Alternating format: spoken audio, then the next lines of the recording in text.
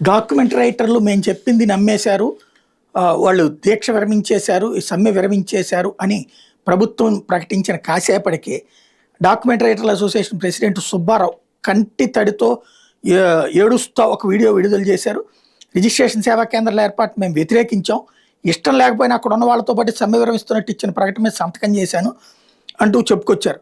Pen down కొనసాగుతుంది, అధికారులు ఒత్తిడితోనే సంతకం చేశామంటూ సంఘ ట్రెజరర్ సత్యనారాయణ కూడా చెప్పుకొచ్చారు. సమావేశంలో దస్తావేజీ లేఖల సందేహాలు నివృత్తి చేశామంటూ అంబేద్కర్ చెప్తే సంతకం చేయాలని ఎవరిపైనా ఒత్తిడి చేయలేదంటూ చెప్పుకొస్తున్నారు. 80 మంది వరకు హాజరయ్యారు. కానీ ఇక్కడ అసలు సమస్య ఏంటి, వీళ్ళ భవిష్యత్తు ఏంటి? డాక్యుమెంట్ రైటర్లకి అంటే మీకు ప్రత్యామ్నాయం చూసుకోండి అంటే అప్పుడు కుట్లు అల్లికలు చేస్తారా, లేకపోతే సైకిల్ పంచిరేసేటటువంటి ఉద్యోగాలు నేర్పుతారా, వాళ్ళకి కొత్తగా నేర్పుతారా?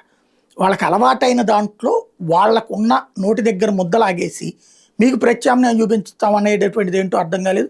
కొత్త వాళ్ళు ఎవరికో ఇవన్నీ తీసుకెళ్ళి గుంప కొత్తగా అప్పచెప్పడం ఏంటో అర్థం కాలేదు.